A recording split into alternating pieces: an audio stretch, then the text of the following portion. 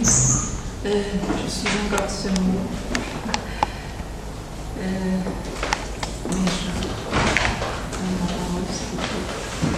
Je voudrais juste demander s'il y a une sorte de matérialisme dans tout cela. Donc, je pense à la corporéité de l'œuvre, de la différence, voilà, érection de quelque chose de corporel, voilà. Parce qu'il dit de vous que vous êtes un matérialiste post-déconstructif, et je me demande s'il y a un matérialisme dans la déconstruction elle-même. Donc, d'abord, pourquoi ce poste concernant vous, et s'il y a vraiment un matérialisme dans la déconstruction elle-même. Et oui, bien sûr, sauf que je dirais, il y a de la matière, oui, il n'y a que ça, il n'y a que ça. Il n'y a pas de matérialisme, il n'y a pas d'isme, il n'y a pas de profession. Mais chez vous, est-ce qu'il y a un isme? J'espère que non. Mais voilà, c'est... Ni matérialisme, ni idéalisme, ni quoi que ce soit, ni hégélianisme, ni déridisme, ni rien, non, pas d'isme. Ou peut-être seulement, s'il était là, il dirait l'isme avec TH. Bon. Et on repartirait vers la péninsule, tout ça. Non, c'est... Mais matière, je dirais, matière, c'est ça, peut-être. L'intérêt, peut-être, un des intérêts de Glas, et de quelques autres textes de lui avec ça, c'est que je dirais que c'est un texte, voilà, exaspéré. C'est un texte qui s'exaspère lui-même, parce qu'il est au bord, vraiment, je sais pas, c'est ça qu'on sent quand on lit, il est au bord de ça, de la chose. Il est presque, à la fois, il est content, il jouit d'entasser tous ces mots, mais justement, l'entassement des mots, et au fond, toute l'affaire du glu, hein, avec tout ce qui s'ensuit, et vous voyez qui aboutit à la glu de la différence, car dire que la différence glu est une glu ou en glu, c'est faire plus que de préciser le concept de la différence. C'est renvoyer à quelque chose, à une matière collante qui est, je dirais, qui n'est pas autre chose que l'épreuve du sentiment de soi exaspéré et jubilant de cette exaspération, mais en même temps s'exaspérant de sa jubilation. Voilà, ne fait que toujours le renvoyer plus loin. Et ça, je pense que c'est quelque chose qui forcément se tient au bord, vraiment sur le bord de la philosophie et donc du isme en général. Donc voilà. Bon. Enfin, quant au poste, pour moi le poste déconstructionniste, je pense, parce qu'il faut encore l'interpréter, mais bien entendu c'est complètement double. Bon, d'un côté c'est critique. Ça veut dire, ah mais tu ne fais pas, tu ne respectes pas toutes les lois, s'il y en a, hein, bien sûr, mais bon, de la déconstruction, c'est-à-dire en particulier, parce que ce qu'il a toujours dit de moi, il dit, tu prends des gros concepts comme ça, et tu fais attention à rien, tu parles de liberté, tu parles de sens, bon, voilà.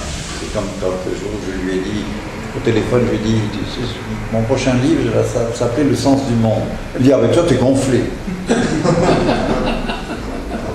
Gonflé parce que c'est sans prudence, sans précaution, c'est bon. Ça, c'était d'un côté. De l'autre côté, c'était au contraire une manière de reconnaître quelque chose qu'il demande lui-même, c'est-à-dire, et que Fernanda a mis en exergue de ce colloque, ne pas s'arrêter à la déconstruction, ne pas identifier la déconstruction. Et donc à ce moment-là, bon, je sais pas, oui, il a dit ça parce que parce qu'on n'a pas arrêté de parler de post quelque chose, et je trouve que toutes les appellations en post sont des choses horribles. Parce que ça accroche à ce qu'il y avait. Alors, il y a eu le post, je crois que ça a commencé avec le post-moderne, oui. Puis alors le post-moderne, lui, il a eu la chance que Lyotard lui a fait, on a fait un concept. Mais autrement, le post-moderne, post-structuraliste, ça veut dire, ça vient après. C'est aussi une manière de dire, c'est quand il n'y a plus rien. Mais en un sens, moi j'aimerais bien être post, mais vraiment post. Qui est plus, voilà, qui est plus. C'est ce qu'il cherche Danglars d'une certaine façon. Quand même, hein, ce qu'il cherche, c'est faire passer Hegel dans Genet dans Hegel, de tout brouillé, et quand on lit attentivement Hegel, c'est justement la colonne Hegel, c'est une lecture qui, à la fois, veut toujours montrer comment ça se referme, ça se relève, etc., et en même temps, comment, chez Hegel lui-même, ça excède la relève elle-même. Juste un mot, j'ai pris cet isme justement comme un discours qui s'organise autour de quelque chose de matériel, disons. Je ne sais pas si mais bien sûr, et bien sûr, il faut que ce soit, bien sûr, c'est un discours aussi, et même on peut dire le défaut de ce que je fais là, c'est de remettre un peu plus de discours. Je ne sais jamais d'ailleurs, simultanément, je trouve qu'il y a trop peu de discours et que peut-être on ne comprend rien, surtout les gens qui ne sont pas un peu familiers avec Glas et comment ils sont perdus. Bon. Mais en même temps, je ne veux pas arriver et dire maintenant je vais vous expliquer Glas. Ce que d'ailleurs personne ne sait ce qu'il y a à faire. Il y a Laura. Bien sûr. Juste un petit mot. Je crois que le temps, la conception du temps, la temporalité, dans ce qu'on dit être la déconstruction, impossibilite absolument de penser le poste. Parce que, donc, post-structuralisme, post-déconstruction, ça ne fait pas aucun sens pour la pensée du temps dans la déconstruction. Et après, j'aimerais juste ajouter une toute petite chose à propos de quand Jacques Derrida, dans Le toucher, j'ai lu ici, dit qu'il est qu'il se situe dans la post-déconstruction. Et à ce propos, je me demande, Jean-Luc, si une interprétation possible de ce post-déconstructeur, donc, ne passe pas justement par votre conception du sens, par votre conception de la liberté, qui, on n'a pas là la conception traditionnelle, ontologique, sémantique du sens, notamment. Votre conception de la liberté, elle n'est plus une liberté au sens autonomique. Donc, Jacques Derrida voulait peut-être vous dire que votre constitution, c'est la différence finalement. Ah non, parce que là, non, ça ne marche pas, ça. Non, parce que ça ferait retour, voilà. Il faut justement pas que le retour. Ah non, mais votre sens, comme vous dites. Mais ça, il le sait très bien, Mais il le sait très bien, mais en même temps, il se sert jamais de ce mot. Oui. Hein? Sens mais encore, pour sens du monde, il m'a dit t'es gonflé. Mais avant, pour l'expérience de la liberté, et là je crois qu'il l'a dit à la soutenance de thèse, il a dit, quand même, au début j'étais très inquiet parce que de voir repris à l'être de se représenter, c'était il y a maintenant, je sais pas, presque 30 ans, C'était un moment, bon, aujourd'hui non, aujourd'hui c'est encore pire, hein, où le mot de liberté paraissait vraiment complètement confisqué par, par le libéralisme. Et donc, bon, voilà. Mais ça c'est une question de disposition, je dirais, affective, de tempérament. Lui, voilà, il a une espèce d'hyper susceptibilité aux mots, comme je dis. Voilà. Moi, je dis, non, liberté, qu'est-ce que c'est que ça? Qu'est-ce que c'est que cette saloperie là?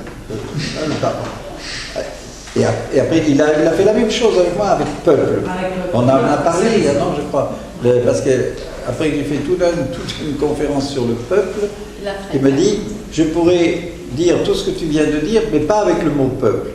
Alors je lui dis, d'accord, donne-moi un autre mot. Ah, il dit, je sais pas, c'est pas facile. Ah oui, c'est pas facile.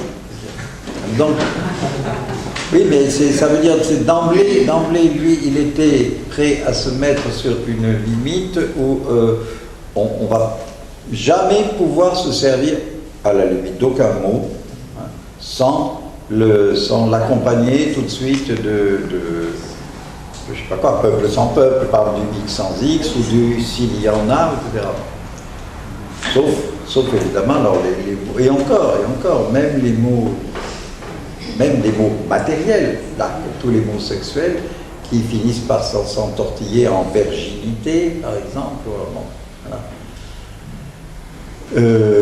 Tandis que moi, je suis beaucoup plus inconscient que lui. Voilà, c'est comme ça que je crois que je ramasserai. Lui, c'est une hyper conscience,